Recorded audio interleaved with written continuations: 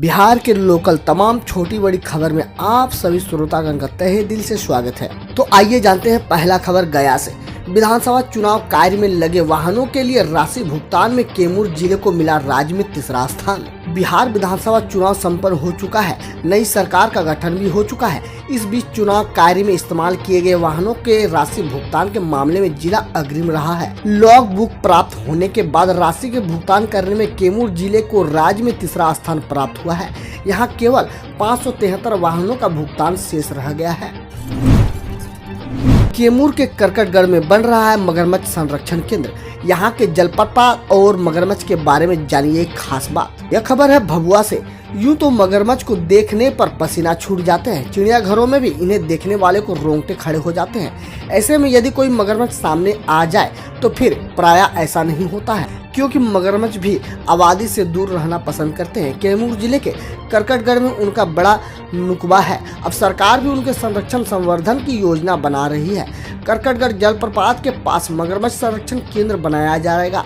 वहां मगरमच्छों की देखभाल के साथ उनकी नई पीढ़ियों के पलने बढ़ने की गुंजाइश होगी। नवादा में सेंट्रो कार से विदेशी शराब बरामद। पकड़े गए युवक ने कहा खेप पहुंचाने पर मिलते हैं 2500 रुपये।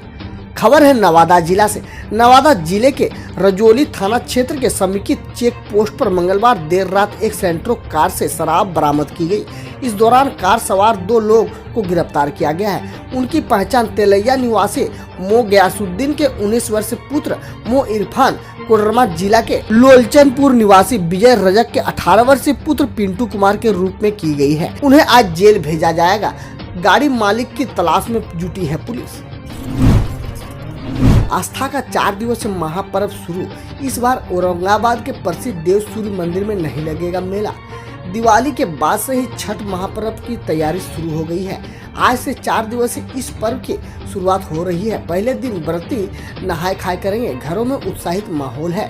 पवित्रता का विशेष ध्यान रखा जा रहा है। इस बीच पारंपरिक छठ गीत गूंजने लगे हैं। हालांकि कोरोना की वजह से कई परेशानी हो रही है। इस वजह से प्रसिद्ध देव मंदिर में इस बार मेला नहीं लगेगा। झाझा पटना डीडीयू रेलखंड पर 9 और ट्रेनें की गति सीमा बढ़ी।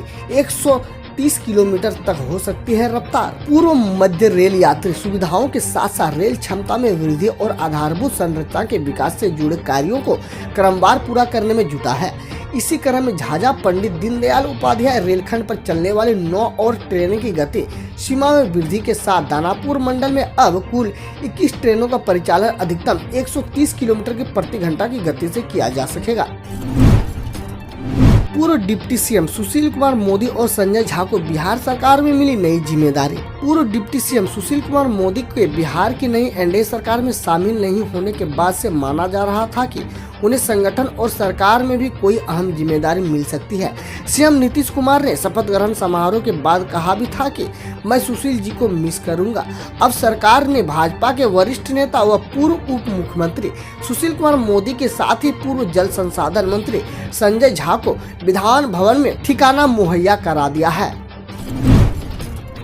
नीतीश कुमार के 3 चौधरी अशोक, विजय और मेवालाल आज संभालेंगे कमान। सीएम नीतीश सरकार में मंत्री बनाए गए विजय चौधरी, अशोक चौधरी और मेवालाल चौधरी गुरुवार को अपने अपने विभागों की कमान संभालेंगे।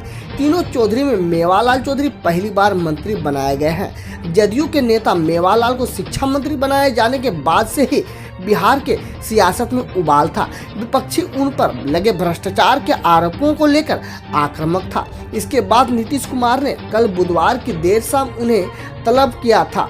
विजय चौधरी पूर्व में विधानसभा अध्यक्ष और मंत्री रह चुके हैं। इसी तरह अशोक चौधरी को फिर से भवन निर्माण विभाग के अलावा 3 और विभागों की जिम्मेदारी दी गई है। बता दें कि विजय चौधरी और अशोक चौधरी नीतीश कुमार के बेहद करीबी नेता माने जाते हैं। भूमि सुधार व राजस्व मंत्री राम सूरत राय ने कहा सूबे में भूमि विवादों के निपटारे को दी जाएगी प्राथमिकता। भूमि सुधार व राजस्व मंत्री बनने के बाद पहली बार जिले के दौरा पर आए राम सूरत राय का भव्य स्वागत हुआ। शहर के कार्यकर्ताओं ने जुलूस निकाला। काफिले के साथ वो बाबा गरीबनाथ धाम पहुंचे, जहां पूजा अर्चना की भाजपा जिला अध्यक्ष रंजन कुमार के नेतृत्व में राम दयालु में फूल माला और अंग वस्त्र ओढ़कर स्वागत किया गया। भाजपा जिला प्रवक्ता प्रभात कुमार ने गाजा बाजा के साथ बाबा गरीबनाथ मंदिर परिसर में स्वागत किया। इन्होंने बाबा गरीबनाथ का पूजा अर्चना कर आशीर्वाद लिया। पेंशनरों को बनाया जा रहा है डिजिटल जीवन का प्रमाण, जानिए प्रक्रिया और क्यों जरूरी है। भारतीय डाक विभाग द्वारा लोगों को कई प्रकार की सुविधाएं उपलब्ध करवाया जा रहा है, जिससे कि लोगों की परेशानी कम होने के साथ बेहतर सेवाओं का लाभ निरंतर मिलता रहे। इसके तहत डाक विभाग द्वारा पेंशनरों को डिजिटल जीवन प्रमाण पत्र देने की सुविधा उपलब्ध कराया गया है। यह बातें सहायक डाक अधीक्षक संजीत कुमार भगत ने प्रधान डाकघर में कही। उन्होंने कहा कि अब पेंशनरों के जीवन प्रमाण पत्र के लिए बैंक का चक्कर नहीं लगाना पड़ेगा। केंद्र और राज्य सरकार पेंशनरों को प्रत्येक वर्ष नवंबर के महीने में बैंकों को जीवित होने के प्रमाण पत्र देना पड़ता है। इसके लिए बैंक के लंबे कतार में खड़ा रहना पड़ता है। साथ ही लिंक फेल और कर्मियों की कमी का दंश भी पेंशनरों को झेलने पड़ते हैं। लेकिन अब डाक विभाग घर बैठे ही पेंशनरों को डिजिटल प्रमाण पत्र की सुविधा उपलब्ध करवाना शुरू कर दिया है। आज जीतन राम मांझी लेंगे प्रोटेम स्पीकर शपथ। 23 से 27 तक चलेगा पहला सत्र। बिहार विधानसभा चुनाव के बाद नवगठित बिहार विधानमंडल के पहले सत्र की घोषणा कर दी गई है।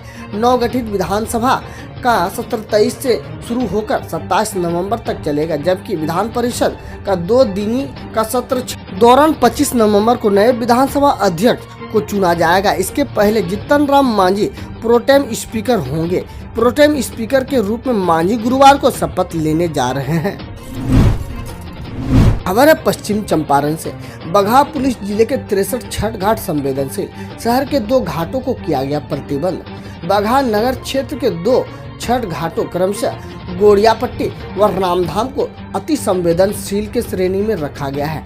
दोनों छठ घाट पर नदी किनारे पूजनोत्सव नहीं होगा। यहाँ नदी की गहराई अधिक होने के कारण खतरे की संभावना से इनकार नहीं किया जा सकता है। गोड़ियापट्टी छठ घाट पर नगर परिषद के द्वारा गहराई वाले बिंदु पर वेरिंगेटिंग के जाएगी। घाट के ऊपरी सुरक्षित स्थल पर गड्ढा खोदकर पूजनोत्सव किया जा सकेगा। नगर परिषद यहाँ लाल कपड़ा व बैनर लगाकर खतरे की जानकारी लोगों को देकर सावधान करेंगे। इसके अतिरिक्त बगहा अनुमंडल के सभी 7 प्रखंड को मिलाकर कुल 63 छठ घाटों को संवेदनशील घोषित किया गया है, जहां विशेष सतर्कता बरती जाएगी। हम रोज ऐसे ही न्यूज लाते रहेंगे, तो यदि आपने अभी तक क्लीन न्यूज को सब्सक्राइब नहीं किया है तो पहले फटाफट सब्सक्राइब कर लें, साथ ही बेल आइकन को दबा दें ताकि कोई अपडेट मिस ना हो।